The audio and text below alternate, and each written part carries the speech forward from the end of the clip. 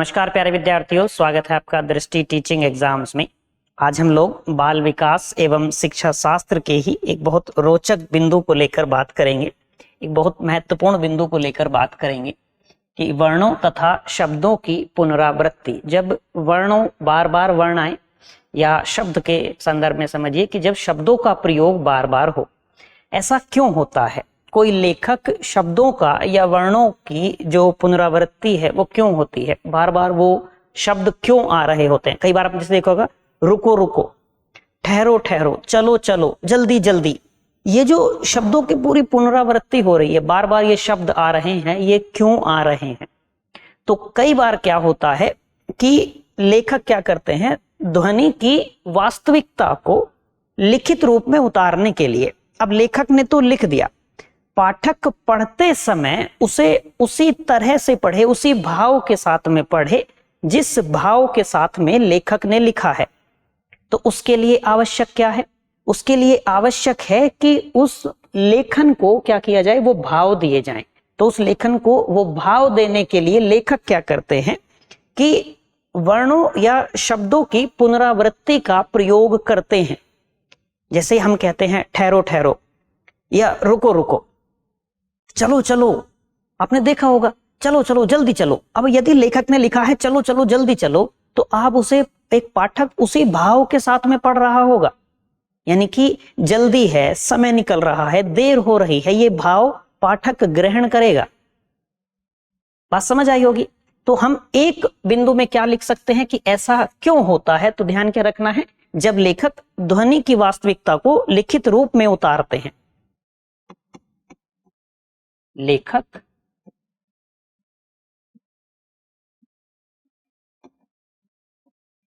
ध्वनि की वास्तविकता को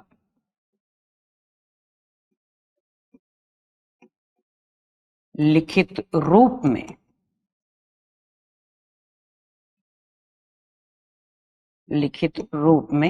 उतारने के लिए वर्णों तथा शब्दों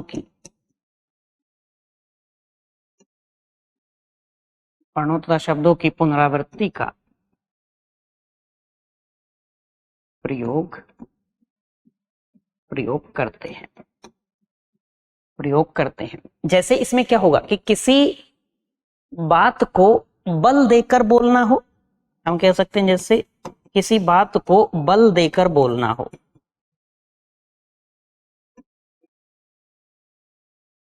किसी बात पर जोर देकर बोलना हो, या आप ये कह सकते हैं कि जोर से बोलना हो, गुस्से में बोलना हो, ये ध्यान रखेंगे।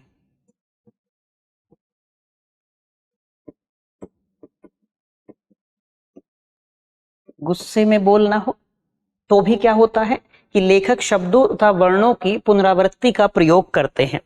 हम ऐसे भाव दर्शाने के लिए, लेखक ऐसे भाव दर्शाने के लिए कि हम किसी बात को गुस्से में बोल रहे हैं।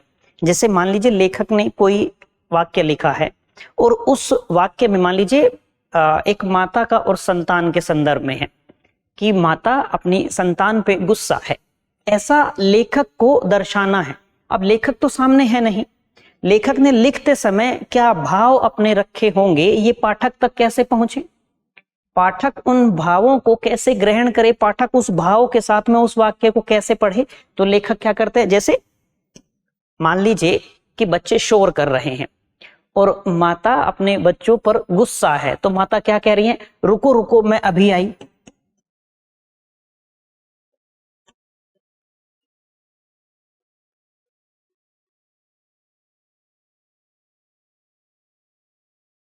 रुको रुको मैं अभी आई, यानी कि अब यहां पाठक पढ़ते समय वो भाव ग्रहण करेगा, वो भाव पाठक समझ पाएगा कि ये गुस्से में कहा जा रहा है, या आप किसी बात पर बल देकर कहना हो, किसी बात पर जोर देकर कहना हो। समझिए जैसे मान लीजिए कोई वाक्य ऐसा है जहां दो मित्र किसी पार्टी में जाने वाले हैं, फंक्शन में जाने वाले हैं, किसी भी जगह जाने वाले हैं और देर हो रही है, तब एक दूसरा मित्र क्या कहता है, चलो चलो जल्दी चलो, जैसे वो प्रयोग करेगा, चलो चलो जल्दी चलो। बात समझ पा रहे हैं? ऐसे ही कई बार लेखक क्या करते हैं कि वर्तनी में या शब्दों के क्रम में भी परिवर्तन करते हैं। जैसे यहां हमने बात की वर्णों तथा शब्दों की पुनरावृत्ति होती है, ऐसे ही आप देखेंगे कि कई बार लेखक क्या करते हैं, वो भाव पैदा करने के लिए वर्तनी में या शब्दों के क्रम में भी परिवर्तन करते हैं। अब वर्तनी में परिवर्तन किया, शब्दों के क्रम में परिवर्तन किया, जैसे मैं आपको उदाहरण देकर बताऊं। जैसे लेखक को अपने किसी लेख में या अपने किसी कहानी में, किसी उपन्यास में कोई वाक्य ऐसा आता है कि जहां लेखक को उसमें आंचलिक प्रभाव व्यक्त करना है या किसी विशेष अवसर का कोई प्रभाव पैदा करना है, वो भाव पाठक तक पहुंचाना है कि पाठक उस भाव को प्राप्त करे। तो आपने देखा होगा कि यदि आंचलिकता का भाव पैदा करना है, ग्रामीण पृष्ठभूमि वाला भाव पैदा करना है, तो कई बार क्या होता है, शब्द ऐसे, जैसे ग्राम है, गांव है, उसको गाम लिख दिया, है ना, हो रहा है को हैरो लिख दिया। इससे क्या होता है, पाठक वो भाव ग्रहण करता है।